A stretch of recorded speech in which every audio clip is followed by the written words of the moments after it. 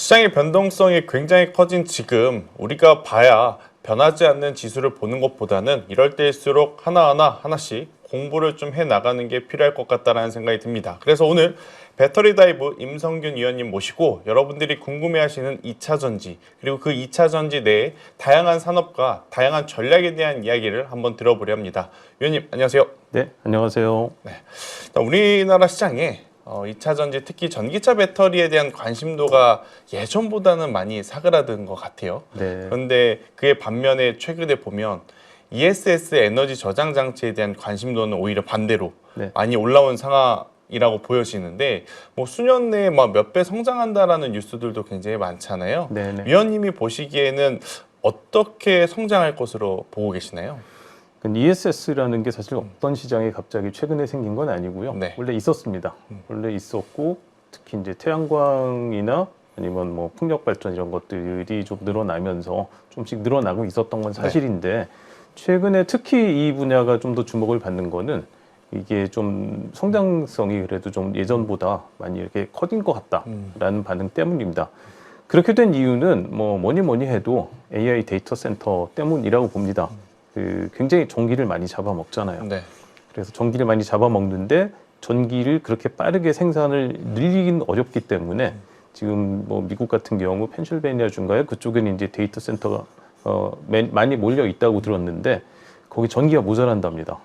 전력은 딱 정해져 있는데 갑자기 전기를 많이 쓰는 데가 생기니까 그래서 지역 주민들이 좀 불편해할 정도까지 됐다고 하더라고요. 그래서 그 데이터 센터한테 전기 당신들이 필요한 건 이제 직접 만들라는 주문이 미국 정부에서 나오고 있고요. 그러려다 보니 이제 빠르게 해야 되는데 태양광이라던가 뭐 가스 발전이라던가 이런 것들을 해야 되는데 특히 태양광 발전 같은 경우는 ESS 장비가 꼭 있어야죠. 그 태양광은 밤에는 전기를 못 만들잖아요. 그렇죠. 해가 떠 있어야만 할 수 있으니까. 그렇죠. 그렇다고 밤에 전기를 안 쓸 건 아니기 때문에 그런 장치는 꼭 있어야 되는 그런 장치. 궁금한 게 있어요. 태양광은 당연히 필요할 것 같고, 풍력도 당연히 이제 바람이 좀 불어야지만 전력이 생성이 되니까 필요할 것 같고, 우리가 요새 에너지하면 SMR이라고 많이 이야기를 하잖아요. 그렇죠. 이쪽에도 필요한 건가요? 에너지 저장. 그쪽은 상대적으로 덜 필요하지 않을까라는 생각입니다. 사실 그 가스 발전 말씀을 드렸는데 거기 같은 경우도 이제 결국은 이제 터빈을 돌려서 이제 전기를 만드는 건데 딱 60Hz로 딱 맞춰서 일정하게 딱딱 나와주면 좋은데 실제로는 그렇지는 않다고 그러더라고요. 그래서 약간 들쭉날쭉하는 경우도 있고 그런 거를 보충해주기 위해서 ESS가 조금 필요하긴 합니다. 그렇지만 결국 그 제일 많이 필요한 거는 태양광이나 풍력 쪽인데 SMR 같은 경우는 상대적으로 그 두 가지보다는 좀 출력을 안정적으로 제어할 수 있는 걸로 알고 있고요. 뭐 전혀 안 필요하진 않을 것 같긴 한데 그래도 그 중요도는 상대적으로 좀 적지 않을까 그렇게 생각합니다. 그러니까 우리가 또 중요한 건 그렇다면 미국 내 ESS 에너지 저장 장치에 대한 시장이 커지는 것은 반겨야 될 일. 근데 여기 이제 우리가 항상 문제가 됐던 게 중국과의 경쟁이잖아요. 그러니까 중국과의 경쟁에서 지금 우리나라의 어떤 위치나 위상은 어느 정도라고 우리가 보면 될까요? 중국 입장에서 보면은 사실 굉장히 좀 불공정하다는 생각이 들 수밖에 없는 상황입니다. 법적으로, 제도적으로 지금 이제 중국이 막 떠오르는 거를 미국이 그냥 두고 보지 않겠다고 작정을 했기 때문에 여러 가지 방법으로 중국 배터리 내지는 중국 ESS 시스템의 미국 침입을 막아놓은 상태입니다. 일단 셀 자체가 계속 바뀌어가지고 지금 정확히 모르겠는데 한 50에서 100% 사이일 거예요 아마. 그 정도의 관세를 물고 들어와야 되는 상황이고요. 얼마 전에 ESS 시스템 장치, 그러니까 배터리가 있고 그거를 통제하고 전력을 넣었다 뺐다 해주고 이게 지금 어떤 상태인지를 외부로 통신까지 해주는 컨테이너 박스처럼 생겼어요. 그 시스템을 중국에서 사온 건 아예 금지시켜 버렸습니다. 아예 못 들어오게? 아예 못 들어오게 했고요. 그거는 사실 그 전에도 있었어요. 국방수권법이라는 게 있더라고요. 그러니까 국방과 관련된 미군이 쓰는 물자에 대한 뭐 법인 것 같은데 거기에서 중국 회사 8군데 CATL이나 BYD 아예 이름까지 그냥 딱 박아서 그 회사들 거는 국방과 관련된 데는 사용할 수 없음이라고 못을 박았고 그거를 작년에 이제 했었죠. 그 오빠법이라고 보통 부르던 거기에 그 내용을 그대로 차용을 했습니다. 그 법에 써 있는 대로 거기에 적혀 있는 이름의 회사들은 사용할 수 없음 이렇게 못을 박아 버렸습니다.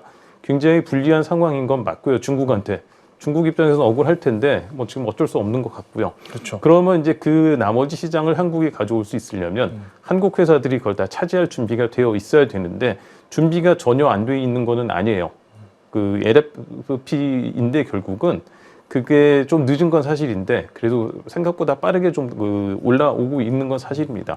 그렇지만 좀 눈여겨서 봐야 될 부분이 뭐냐면 적어도 한동안은 거기 LFP 배터리를 중국에서 이제 사온 소재를 가지고 만들어야 되는 상황이라는 거죠. 아직은. 아, 네. 그게 어느 정도까지 이제 미국에서 받아들여질지에 대해서는 이제 좀 지켜봐야 되는 부분이 있습니다. 그럼 기존에 우리가 알고 있는 NCM은 전혀 상관이 없는데 네. LFP 배터리로 내려오게 되면 네. 원재료라든지 구성품 일부를 네. 중국 거를 받아서 써야 되는 상황. 현재는 그렇습니다. 아. 현재는 그럴 수밖에 없는 게 오랫동안 그걸 안 했잖아요. 한국 회사들이 그걸 만들 준비가 그렇게 충분히 돼 있지는 않았습니다. 당장은 그래서 중국 거 가져다 써야 되는데 3월 말에 발표할 거라고 이야기는 되고 있어요. 원래는 작년 연말이었는데 네. 어떤 게 있었냐면은 2022년인가요? 그때 처음에 이제 IRA라고 하는 걸 이제 입법을 하고 나서 그러고 나서 그 다음에 3월 말쯤에 발표를 했던 것들이 뭐냐면 한국하고 똑같습니다. 이제 법을 만들고 나면은 행정부처가 이제 시행령 만들잖아요. 그 비슷하게 이거를 어떤 규정에 따라 시행을 하겠다라는 한국으로 치면 이제 시행령 같은 세부 시행 규칙을 발표하게 돼 있는데 거기에서 그 원자재라든가 그 원산지에 대한 규정을 좀 엄밀하게 따질 예정이에요.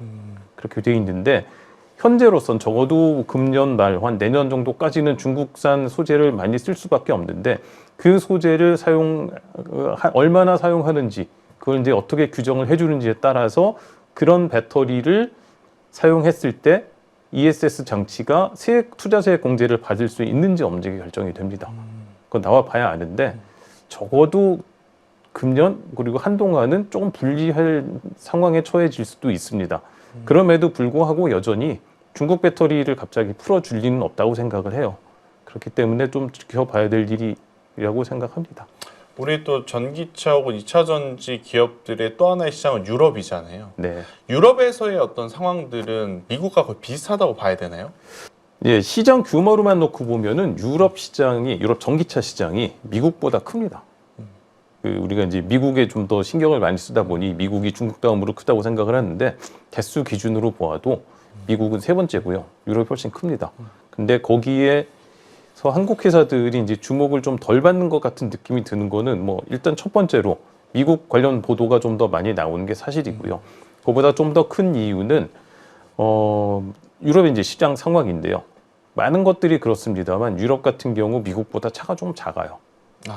좀 작은 경우 평균적으로 좀 작습니다. 뭐 많은 것들이 그래요. 뭐 집 크기라든가 뭐 TV 크기라든가 여러 가지가 우리 머릿속에 있는 그 유럽의 도로와 미국의 도로 네. 이미지가 좀 다르잖아요. 그렇죠. 저만 그런 걸 수도 있겠지만 네네. 미국은 왠지 그 황활한 이런 큰 네. 어떤 도로라면 미국은 약간의 그 골목길 같은 느낌? 네네. 이게 사실이고요. 네. 그 집 크기도 그렇고 하여튼 여러 가지로 그 여러 가지 사이즈들이 유럽이 작은 경우가 많고 자동차도 그렇습니다. 이제 그런 상황에 맞는 전기차를 팔려면 전기차도 조금 작은 게 들어가야죠. 근데 적어도 초기 같은 경우 전기차가 싼 모델, 작은 모델부터 들어간 게 아니고 좀 큰 모델부터 들어갔잖아요.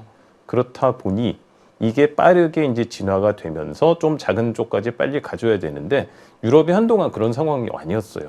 경기도 좀 안 좋았고 작년 같은 경우는 다른 법적 규제 때문에 그 전년보다 전기차 판매량이 한 30% 가까이 늘어났는데 그 전까지는 거의 매년 성장을 안 하는 모습이었다는 거죠. 그래서 그런 상황인데 그래서 작년 같은 경우 무슨 규정이 있었냐면 유럽에서 자동차를 파는 회사가 자기 브랜드의 20% 이상 대수 기준으로 을 전기차로 채워야 됐습니다. 의무적으로.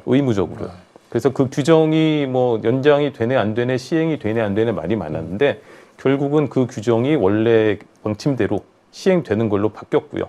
대신에 작년 기준으로 딱 잘라서 20%가 아니라 25, 26, 27, 3년간 평균으로 봐서 20% 맞추면 된다. 로 조금 완화는 됐습니다. 근데 그 규정이 없어진 건 아니기 때문에 그래서 갑자기 유럽이 어떤 일이 생겼냐면 전기차 사실 개발도 좀 늦었고요. 배터리도 개발을 하겠다고 했고 스스로 만들 수 있어야 된다고 했는데 노스볼트가 망하면서 그렇죠. 파산했죠. 완전히 망해버렸고요. 여전히 시도는 하고 있습니다만 쉽지 않을 겁니다. 그러니까 어떤 상황이냐면 전기차 기술도 없고 개발도 늦었고 배터리도 없는데 20%는 맞춰야 돼요. 그러니까 큰일 났죠. 특히 유럽 회사들은.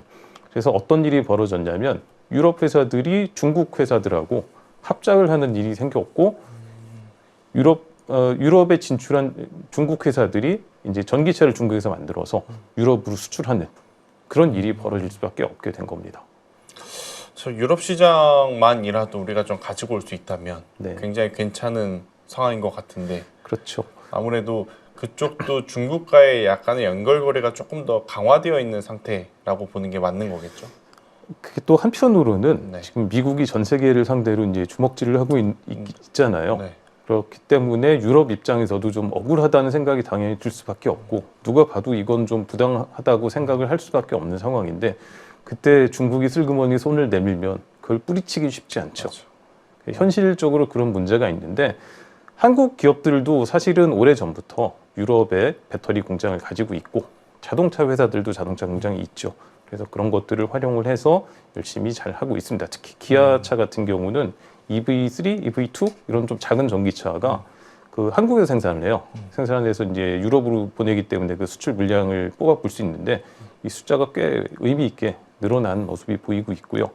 또 예를 들어 LG 에너지 솔루션이라든가 SK온 같은 경우는 뭐 르노라든가 뭐 SK온 같은 경우는 GD가 이제 중국 회사인데 중국 회사하고 합작을 해서 유럽에 이제 생산 기지를 만들고 유럽 시장을 좀 넓혀보려고 하는 움직임을 보이고 있습니다.